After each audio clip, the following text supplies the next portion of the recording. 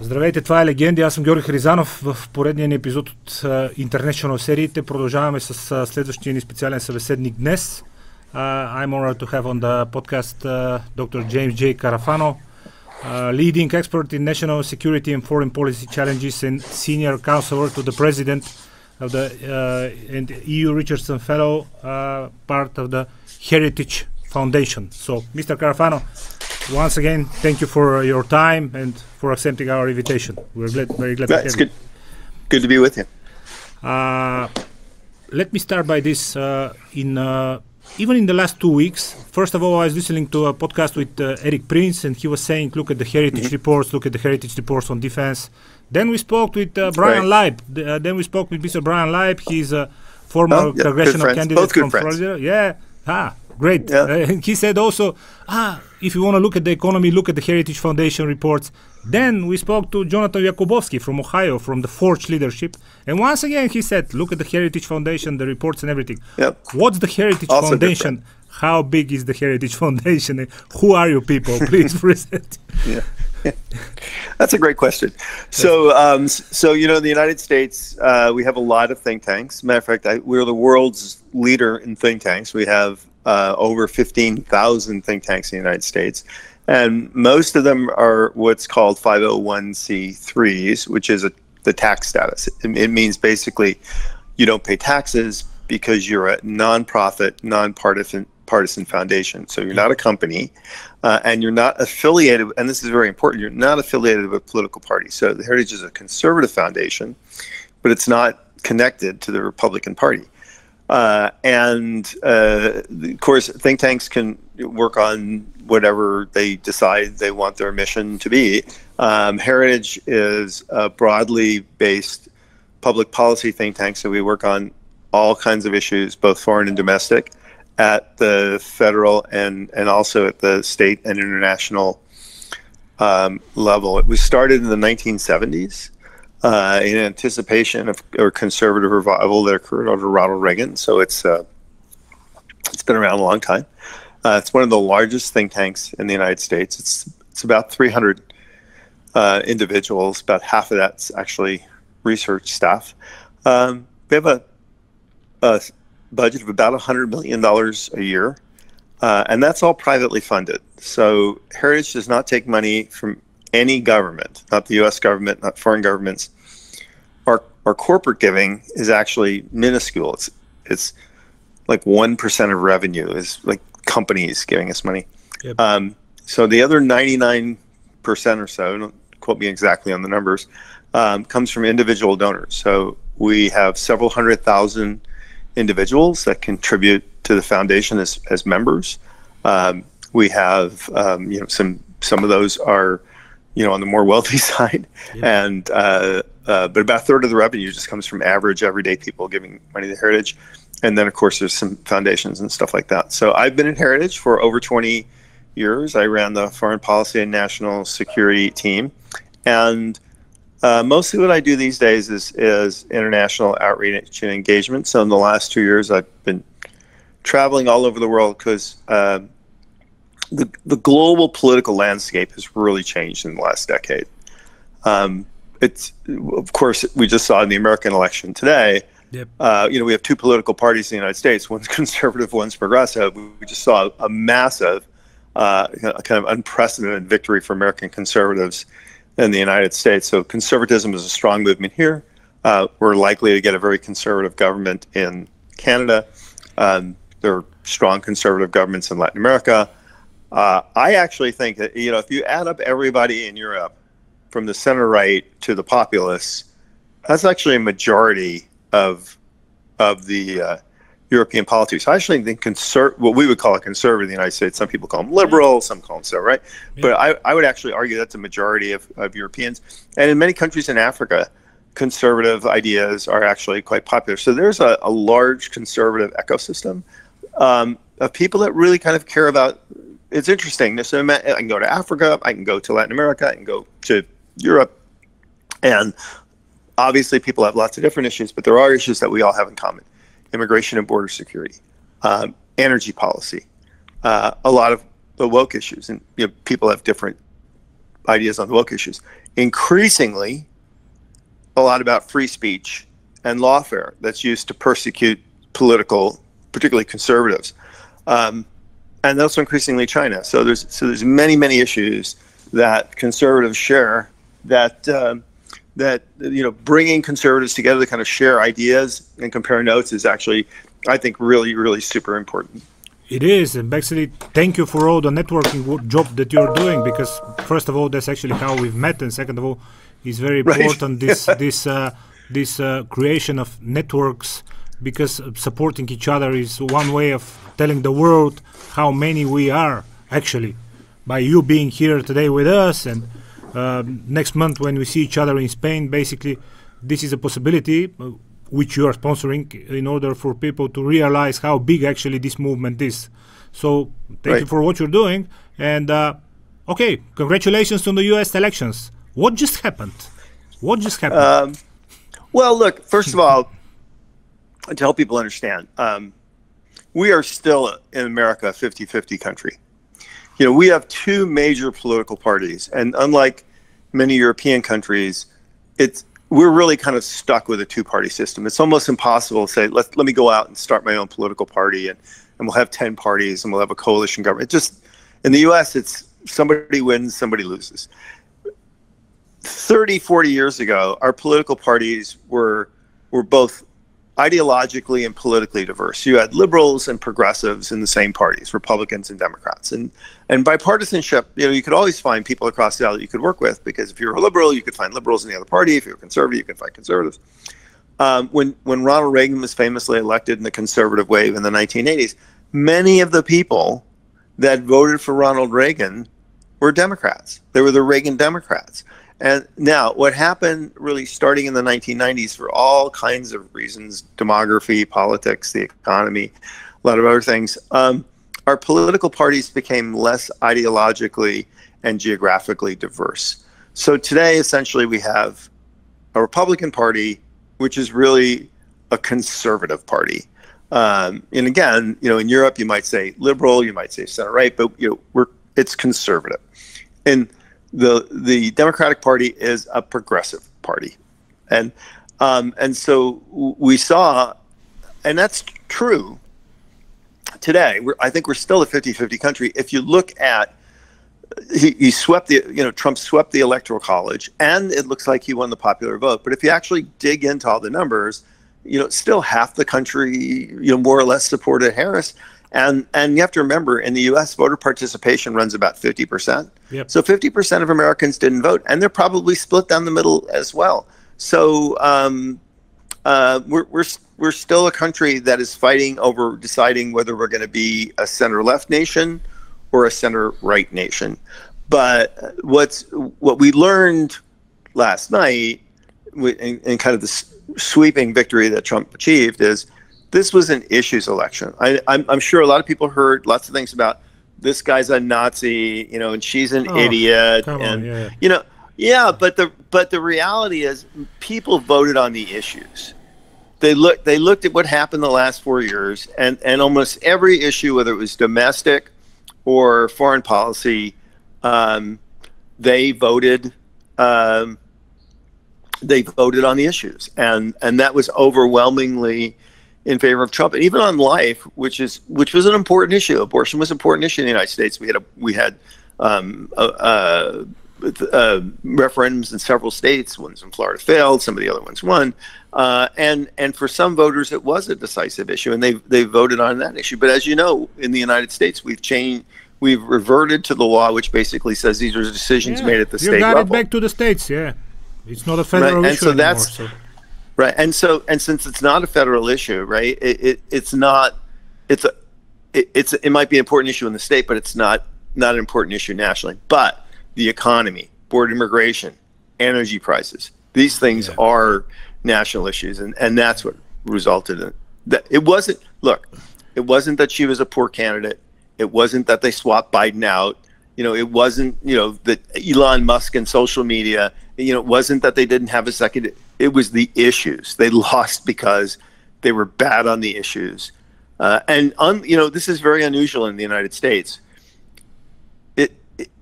As an incumbent, you have both an advantage and a burden. If things are going well, you have the advantage to say, look, I've been successful. Yeah. If things are not going well, of course, you have the burden of saying, okay, things aren't going so well. But Trump had an advantage in the sense that he was president for 4 years. Yeah, people can make the comparison. Very successful, right, presidency. And so it wasn't just somebody who said, I can do better. It was somebody who actually did better. And so and you actually can compare between his term and Biden's term. And what's really interesting is this was what I call the colorless revolution. Trump outperformed in 2016 and 2020 with every single demographic. He did better with blacks. He did better with Hispanics. He did better with youth. So in almost every single demographic, Trump got more support than he did previously. So the Republican Party transcended identity politics, whether it's race, gender, ideologically, they transcended all of that, and people voted for them, and it's because of the issues.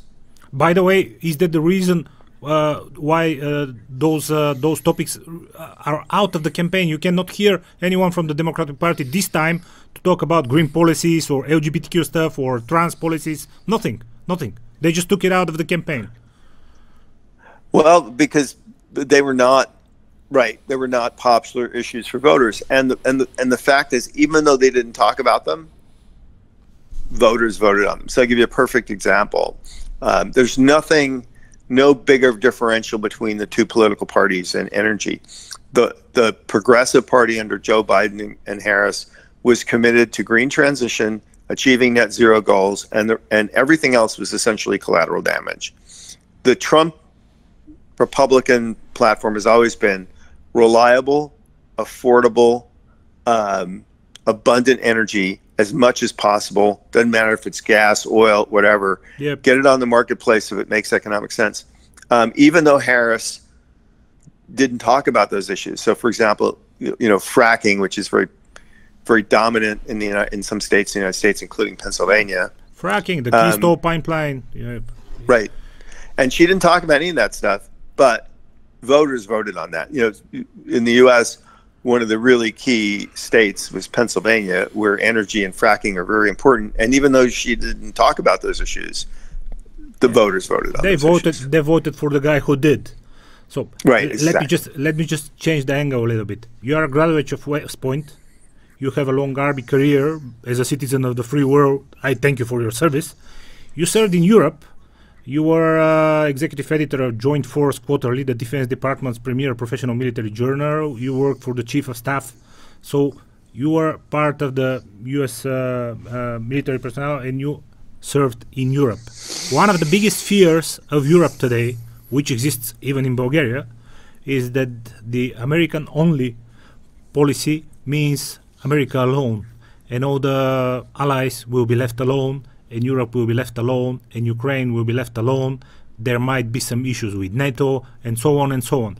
When I check the press from the time where Trump was in the White House, I can see Secretary General Jens Stoltenberg thanking President Trump for his contribution to NATO. Because of his pressure on the NATO allies, the defense budget in NATO rose with something like $100 billion in 2019 and $140 billion in 2020.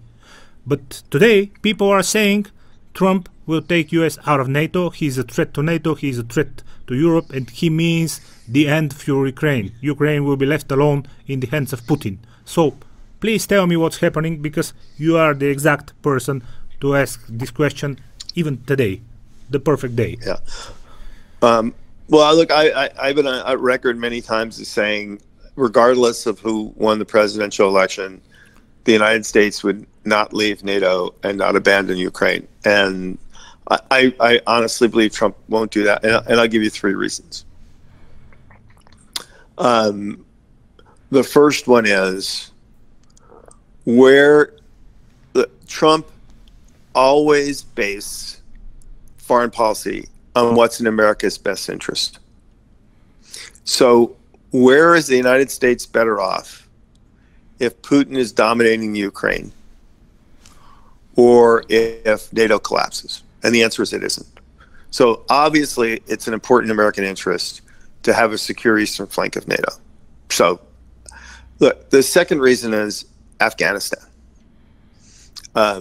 People around Trump said, the last thing you want as president of the United States is to come in and do something dramatic and crazy in Ukraine, and it all collapses in a disaster, and that will be a burden that you will carry 4 years. Trump is many things.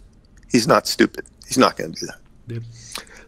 The third thing I would say is I think people overthink this problem, as this is some kind of existential threat here, and it's not. Of course, Trump's going to continue to emphasize burden sharing because burden sharing is important. I mean, the United States can't care more about the defense of Europe than Europeans care about the defense of Europe. So it is important that Europeans stand up and do more. But look, we're in great shape here.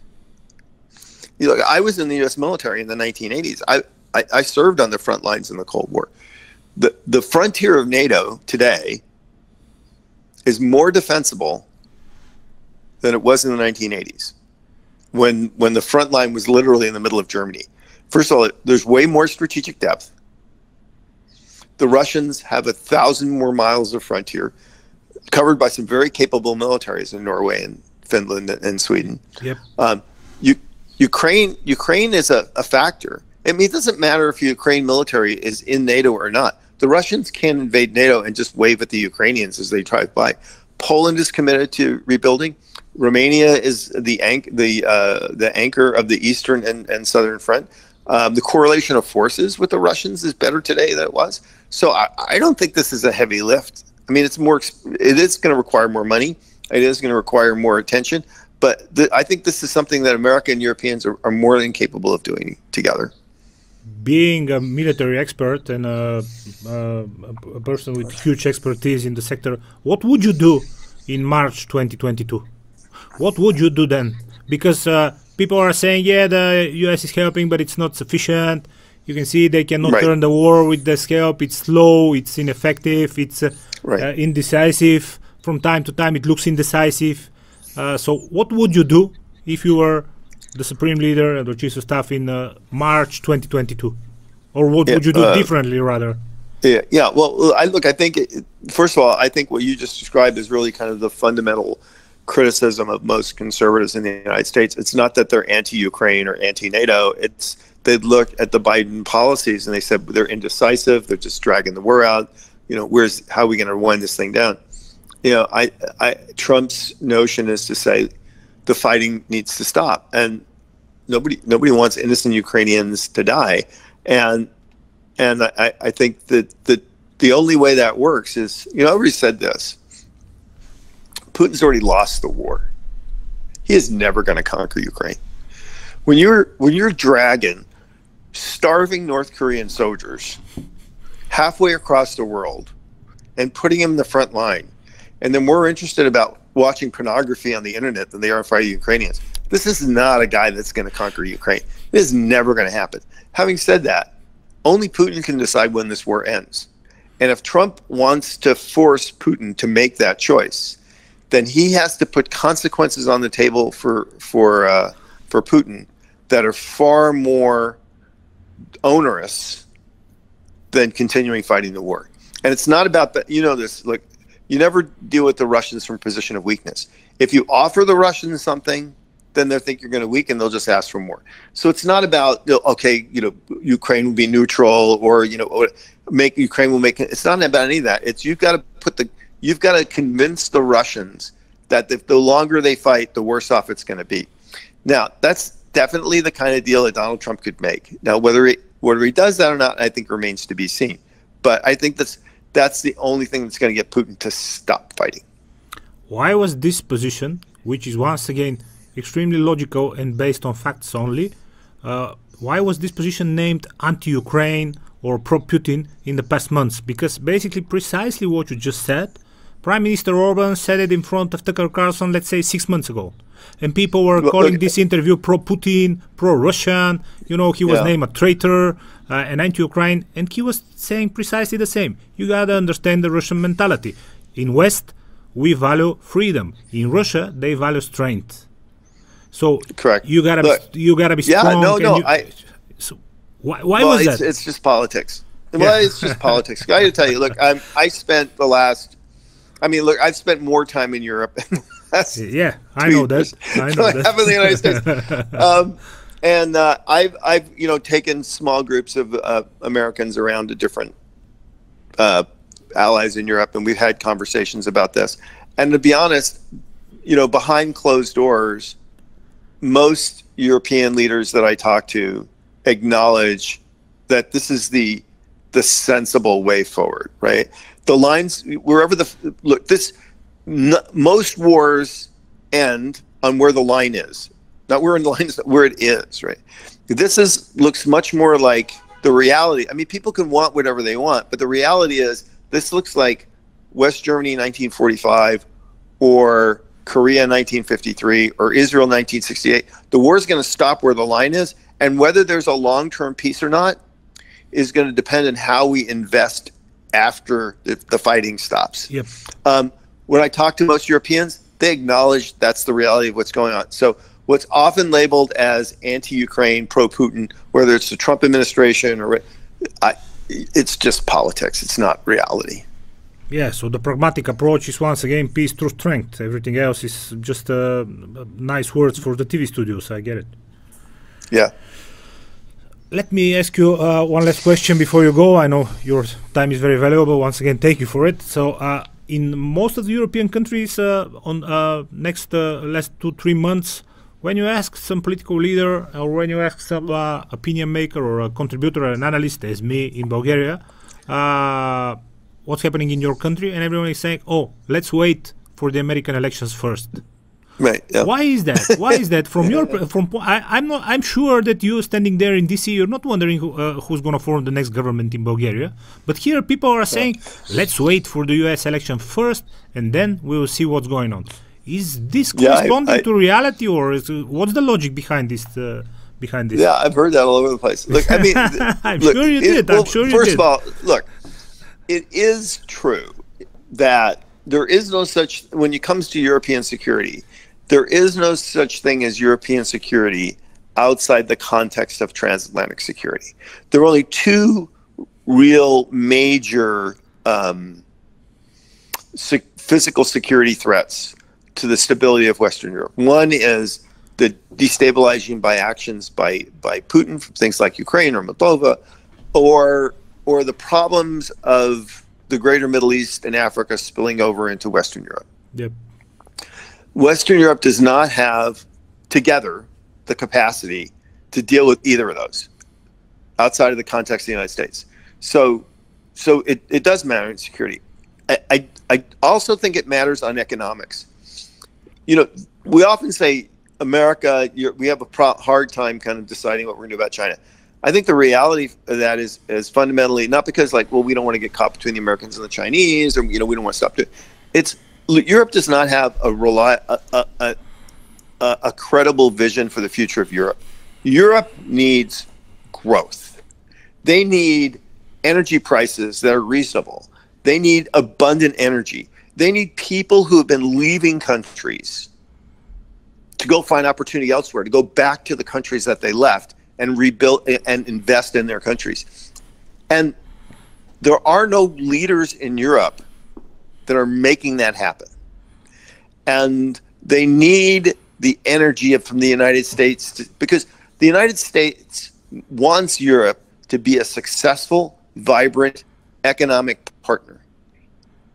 And we want to focus on that. And this president will do that. And I think they need that. Look, for 4 years, we've been told this is all about threats to democracy. This is just nonsense. This is complete nonsense.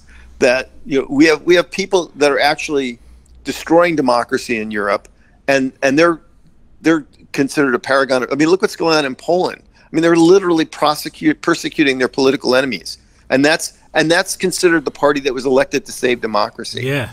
So this is completely illegitimate nonsense. It's all just power politics. But the reality is forget the politics and everything else.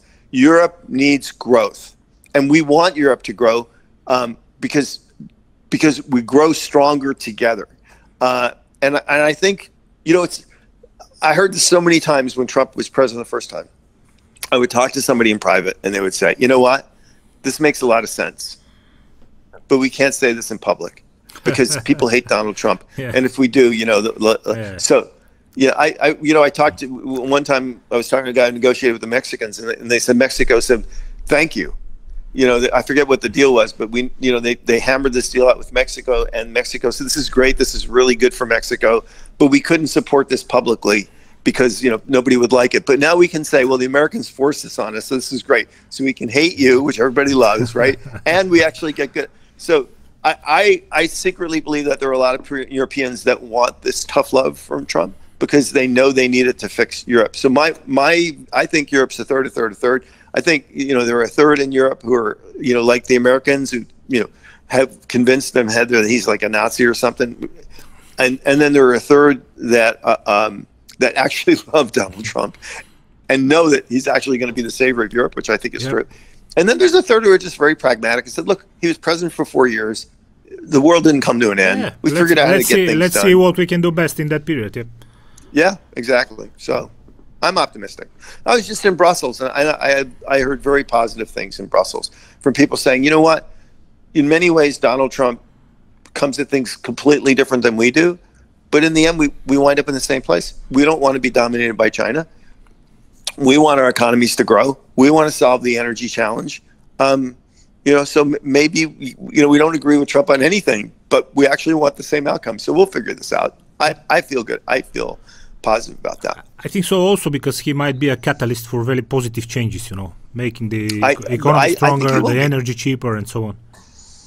Yeah. If I were Europe, I would be very optimistic about the outcome of this election. Thank you. Because it's not just that Trump won. This was a very decisive victory in the United States. This was a real mandate. And I think it sends very strong signals to Europeans.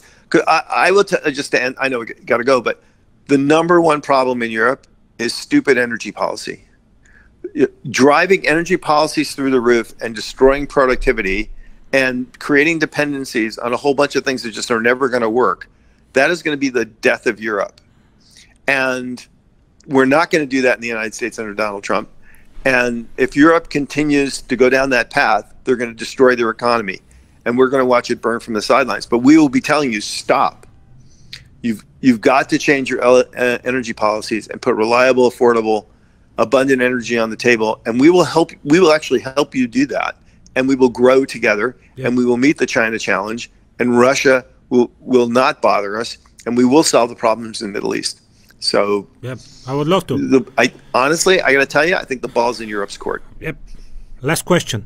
The U.S. has its own problems. That's why the focus of Mr. Trump and the Republican Party is America first, because you have a lot of issues to take care of domestically. One of them is the huge debt. It grew up to 36 billion, and this will be the first year in American history where just the interest on this debt will be higher than your defense expenses. But the defense expenses abroad are extremely important for protecting American national security. At the same time, listening to those Eric Green's interviews or Tulsi Gabbard's interviews, paying $250 for a gallon of diesel in Afghanistan or $500 for a banana in Iraq is crazy. Right. Those are staggering numbers. And it's becoming more and more difficult to explain to the American taxpayer that they should pay this money every year for protecting the national security. What's your stance on defense expenses abroad, and what should be the focus of America's defense policy abroad in the next years? Well, as you pointed out, foreign policy and defense spending are not what's breaking the American budget. So first of all, there was more fraud in the COVID response program under Biden than there was spending in Ukraine. Yeah. So foreign policy and defense spending are not driving us into bankruptcy. It's a lot of nonsense spending is creating no growth. So we're going to have to invest in defense.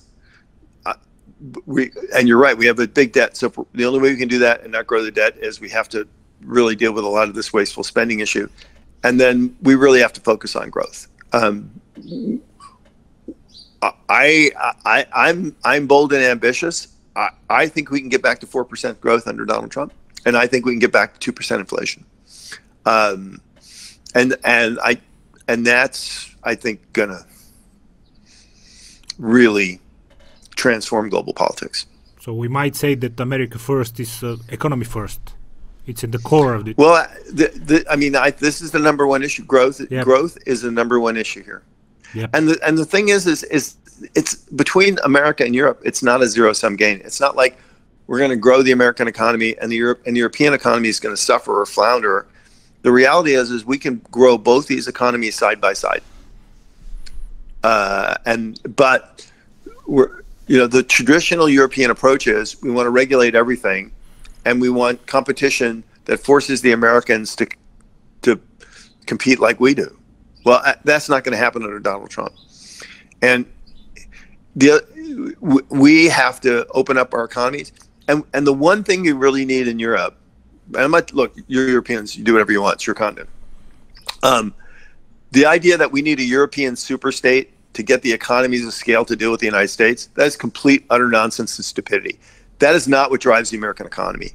What drives the American economy is competition. It's actually competition between the states and the United States that drive real growth. That's why if you look, the only counties in America where people are making more money than they were 4 years ago are in places like Texas and Florida.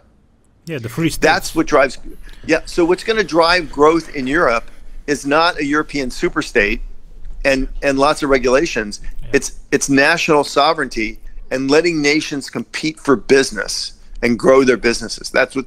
And the EU's you guys got to change direction if you want to keep up with the United States in the next 4 years. By the way, Mr. Musk actually presented a case study on this when he was building this gigafactory for batteries. He just told the Western states, go for it, win me. Right. Basically, I believe Reno won the case, or somebody in Nevada. But anyway, he just pronounced a competition between the states. He says, "I'm going to build this factory. Tell me why it should be in your state and in your county. Win me over." Right. But exactly, and that's what should be going on in Europe. Great. And and when people say, whether it's Europe or Africa or other places, well, we can do business with China. Look, China is the partner of last resort. Nobody gets wealthy off of doing business with China. Even Germany in the end is going to suffer for this. Yep. If China is your best option, then you need to look in the mirror and say, what's wrong with my economy and my country? Yep. That's great advice. Look, once again, thank you for your time and for accepting our invitation. We hope you, your team, your family and friends and everyone all the best, and see you in Madrid next month.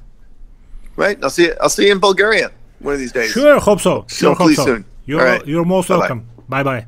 Thanks.